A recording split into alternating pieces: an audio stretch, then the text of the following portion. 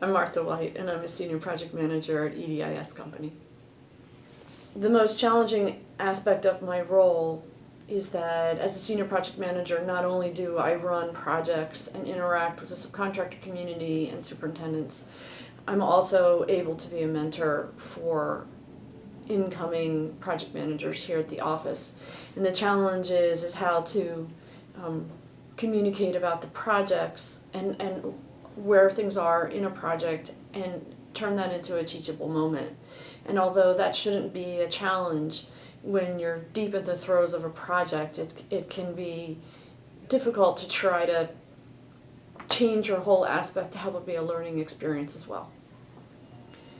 My career in construction is my 6th job.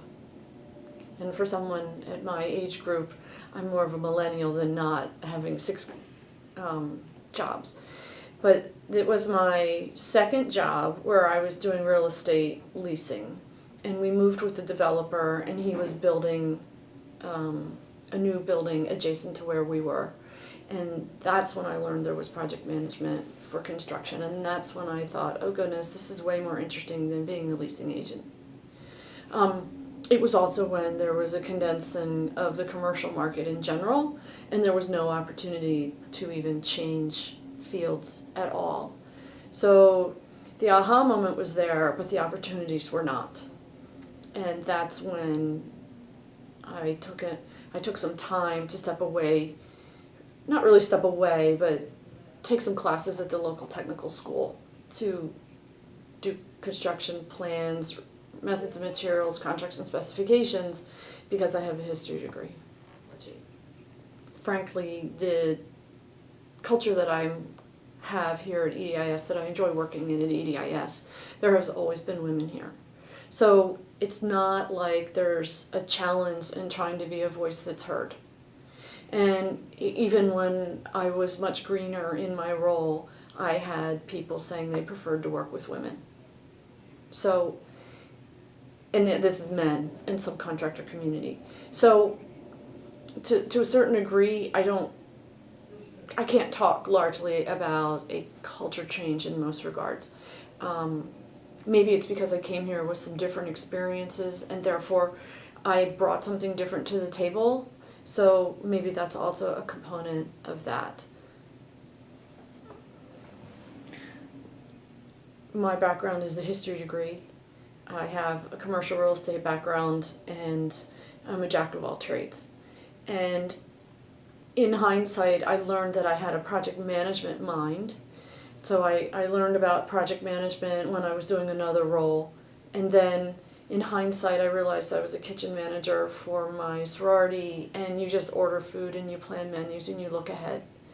So my entree into construction was completely different than STEM, and I actually don't look to STEM very heavily. That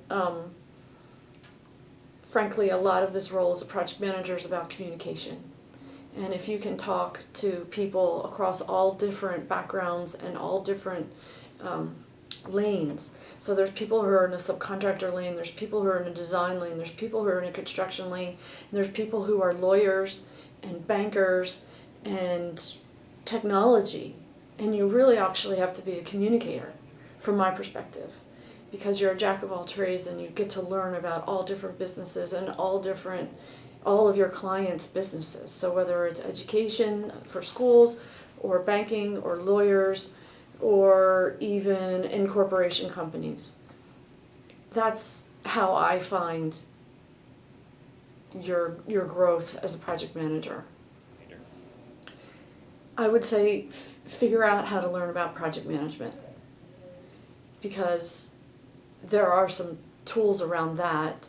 And thinking about my other answer, there's a PMP degree or something, and there's a certified project manager or something, of which I have neither, by the way.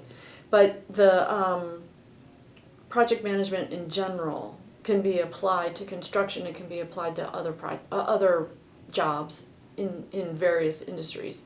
And I think understanding some of the nuts and bolts of that are equally helpful to understanding any of the STEM specifics.